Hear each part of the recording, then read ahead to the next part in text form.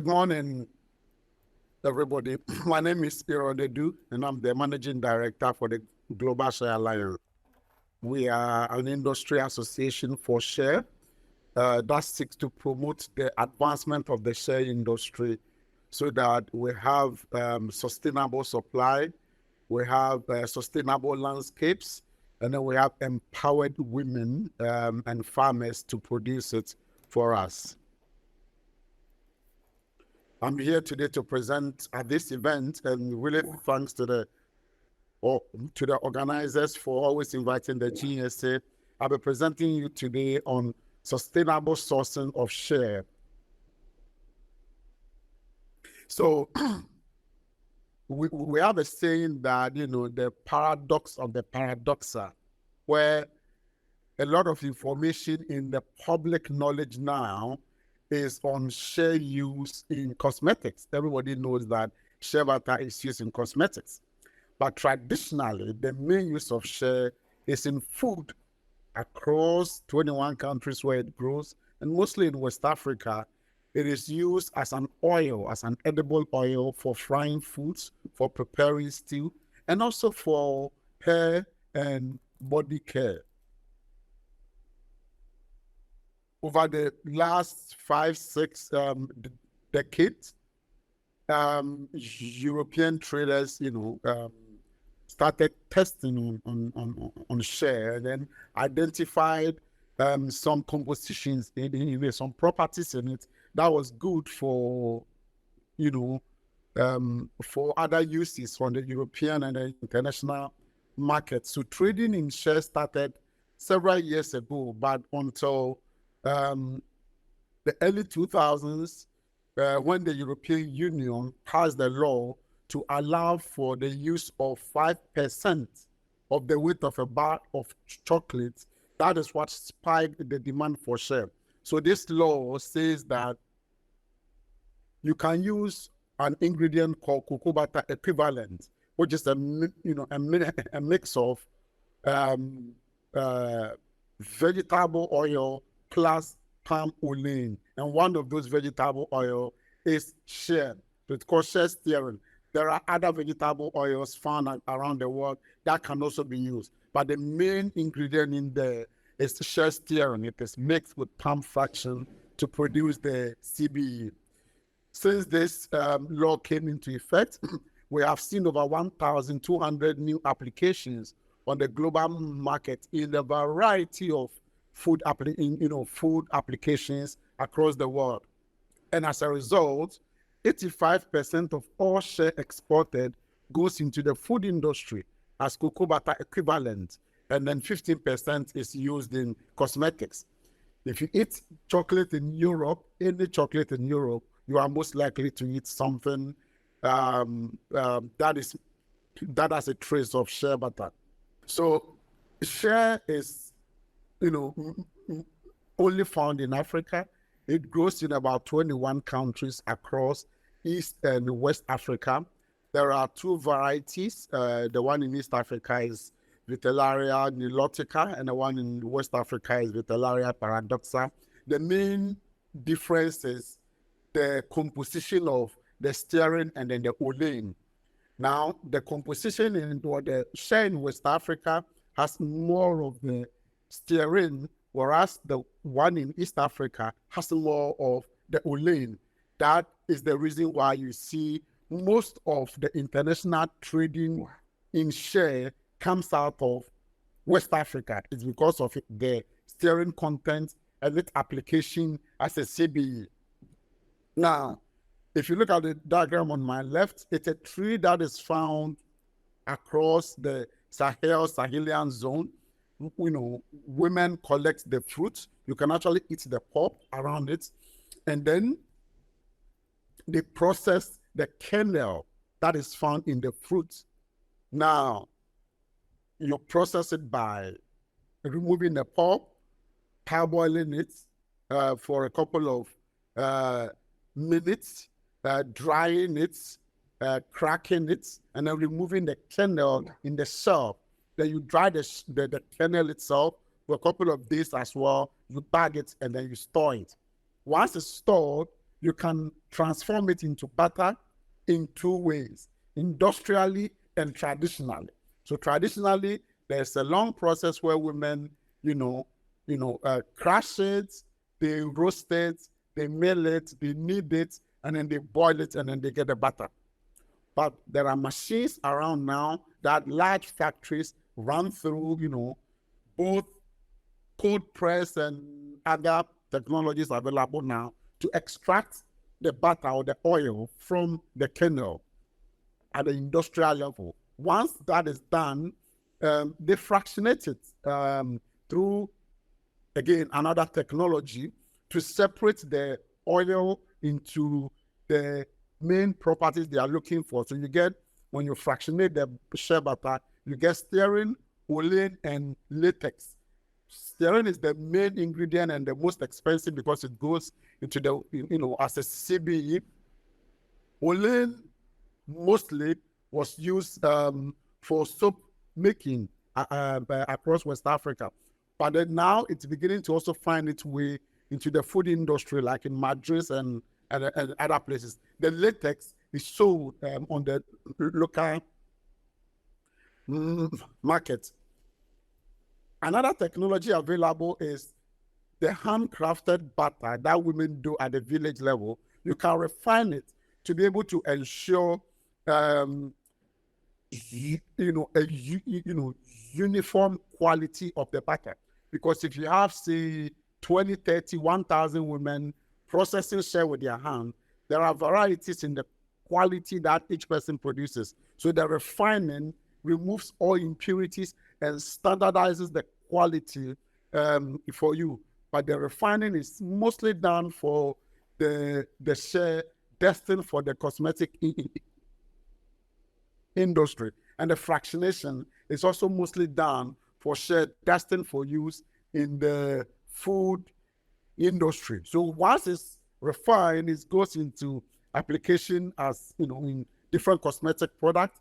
And once it's fractionated, the companies, I think, sell the shea stearin onto their client, or some of them that produce CBE themselves also just goes on to produce the CBE and then sell that onto to the chocolate industry. Now, the confectionery market is what is currently driving the demand for shea.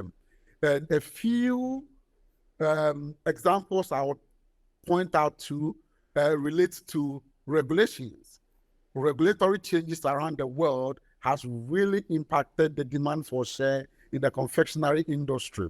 So the United States, FDA gave approval for shea stearin, as GRAS certified. So they recognize shea olein itself as generally regarded as safe. And as a result, it can be used in different types of food applications, in bakery, margarine, candies, cookies. And then we estimate that as a result of this regulatory change, export is going to increase by about 10,000 metric tons annually. Now, India also made some regulatory changes, and even though shea is not part of the vegetable oils that are approved now, we see that a future situation where shea is allowed beyond the current listed vegetable oil, demand is also going to increase a lot.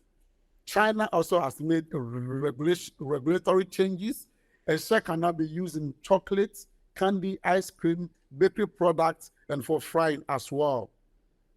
We've seen over 38.3 increase in growth of export from West Africa into China.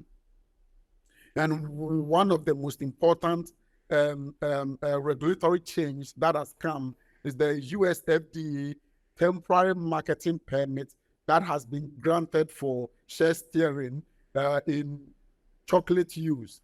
Companies can now put a product with CBE, same as they have in Europe, under the TMP regulatory change, and then based on the consumer feedback, they get back to US FDA, and then they can now get the full authorization to use CBEs. The GSA is currently working on the modalities on how the private sector and chocolate companies can take advantage of this TMP that has come at the US FDA. So with all of these important updates on the use of Shea, with the market growing, do we have enough Shea available? Yes, there is enough Shea, and a lot more can be planted actually. So we estimate that there are about 2 billion trees currently available in East and West Africa, mostly in West Africa. The trees produce about 2 million metric tons annually, and half of that, 1 million metric tons, is collected. The other 1 million that is not collected is due to a variety of reasons. Assessing them is very challenging because of where they are located, quite dangerous. And then also compensation. Sometimes, the amount of work required to collect it, transport it, and bring it, and then a compensation for it. So women do, cost-benefit analysis, and then if they find the opportunity cost for collecting Shea, is high, then they will do the other thing. From this 1 million metric tons, about 550,000, around 500,000, is consumed across West Africa, mostly as a vegetable oil, and also in East Africa, and then again as cosmetic product. Then the other 45 to 50% is what is exported into the global food supply chains. You have big factories in West Africa that does the initial processing, that even does the fractionation, as well as refining. So the raw materials are sent to these factories. They are transformed into butter, into stearin, and then olein, and then they are shipped out of West Africa into the global food market. So why is the other 1 million not collected? If you are really looking at ensuring supply sustainability, why do we have some that is not collected? There are two factors. Access. Some of these fruits are found very far away and in remote places that requires a lot of effort before people can reach them. Also, there are some of them in reserve parklands where you can't go, or where going there can be a bit dangerous. So access to these nuts or these fruits is a big hindrance to women collectors collecting all of the fruits that forth. Another hindrance is compensation. Between the woman collector and the final buyer, you find several traders, middle people. And what the final buyers pay, sometimes the women don't even get about half of it. When that happens, there's not a lot of encouragement. The women look at the cost-benefit analysis, right? Before they go and collect. Would they get more money doing something instead of collecting Shea? Then they will go and do that. So when these two issues are addressed, then we think that supply can increase extensively. Beyond the supply, is there any competition? Yes, there is. Shea has some competition around the world. There are other vegetable oils that can be used for CBE. So in the EU regulation that allowed for CBE in chocolate, they listed other oils.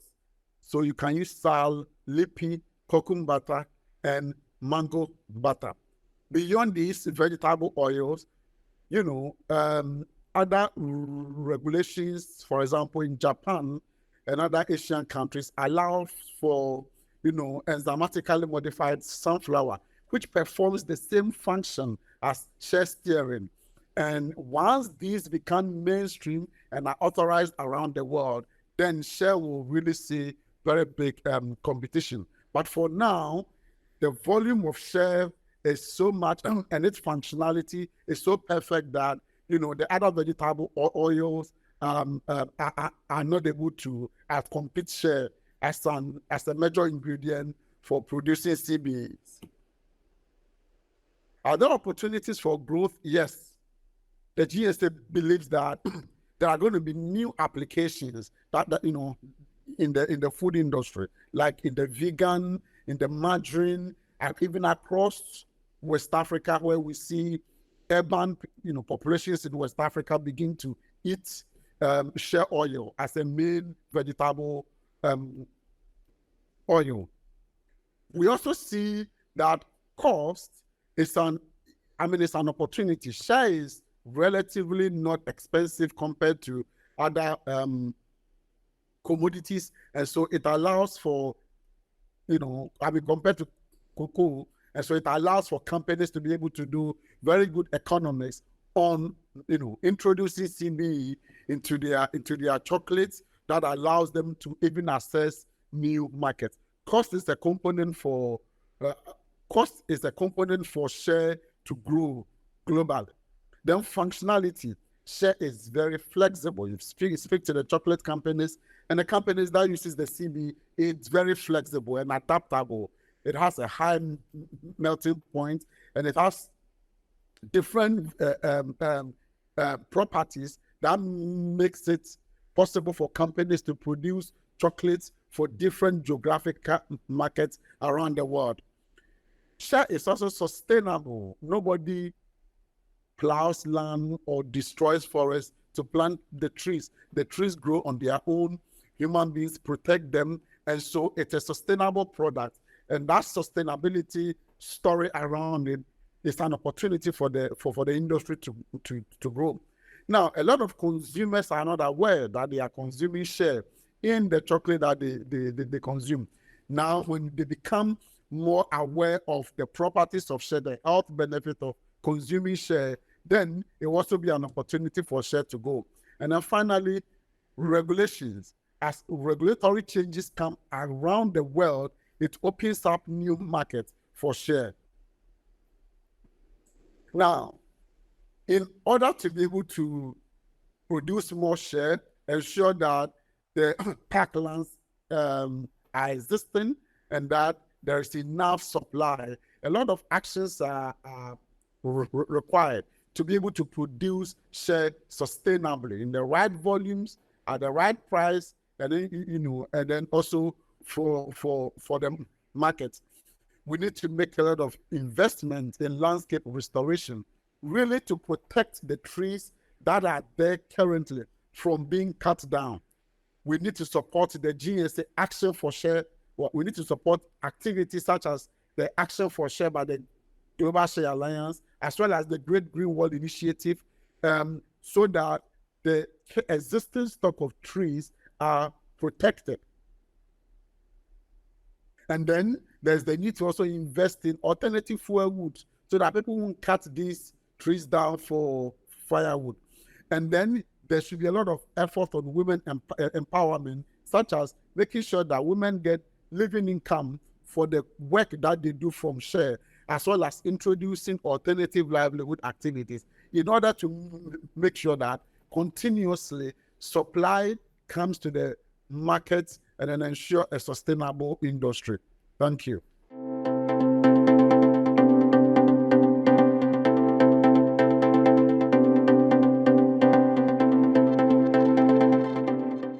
Thanks very much, Aaron, for joining us here at Confectionery Live and taking the time to share some information into the Shea industry. Now, do you want to talk about the Shea industry here today? Thank you very much, Caitlin, and good afternoon to your listeners. Yeah, a very interesting question. We find this platform as a very important platform to educate the world, especially consumers, of different confectionery foods or different confectionery products about the use of Shea in confectionery, right? You have a situation where most people who hears about shea butter think that it is the skin product, it's mainly used in cosmetics. Meanwhile, 85% or more of all shea exported goes into the food industry. It's used as cocoa butter equivalent. It's used in a variety of different food applications. So this is a platform for us to explain the history behind it and the fact that originally it's a source of oil in West Africa where it comes from.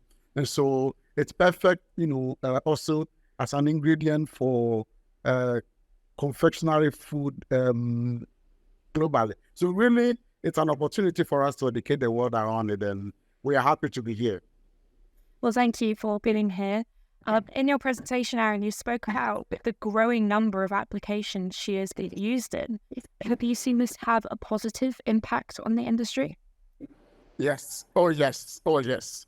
Over the last decade and a half, export has increased by over 600% from, a little below 100,000 a decade ago, a decade and a half ago, to over 500,000 metric tons now. So you can see the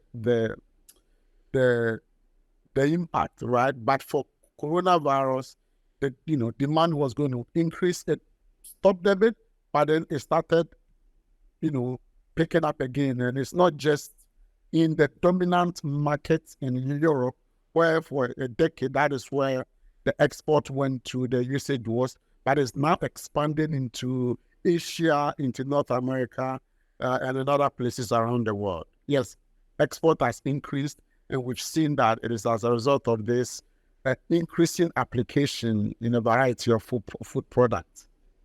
It's great to see, certainly. And you also spoke about using it as an ingredient in food. It was not previously seen as safe. Why do you think this is, and why do you think it is now being approved and things have changed? Well, it has always been safe, but before you can use any food product in any new market, the regulatory authorities need to be sure that whatever is used is or whatever is being introduced for a particular purpose is safe. So long ago, before this recent grass, grass certification for Shea, Shea was certified grass, generally regarded as safe, but it said shea oil. So it was not very distinct enough. So for a long time, shea oil was grass certified. But the recent regulatory change allows for specific ingredient in shea butter to be, grass certified as well. And that enables its application in different types of food products around the world. And here in the United States. So it was safe. It's just the regulations catching up with the realities, and which is opening up new markets for the industry. Very exciting to see how it will evolve. And we appreciate you taking the time here today to talk to our audience. I was just wondering, how do you think we can increase consumer awareness around Shea and all the different applications it's used in? So for now, Shea is like, especially in the food industry, Shea is still a hidden ingredient, right? And increasing consumer awareness, I think, is a very important activity to undertake. I mean, I think it should be led by all of the industry stakeholders, the Global Shea Alliance, the chocolate companies, the suppliers, that is the companies that produce the CBE and sell. I mean, through the different platforms available, right? Or social media, webinars, and documentaries showing that Shea has always been consumed, and then scientific evidence showing that it is good for your health. And I think it will catch up. Well, thank you, Aaron, for taking the time to speak on and share some things that's highlighted. We really appreciate you being here with us at Confectionery Live. Thank you, Caitlin.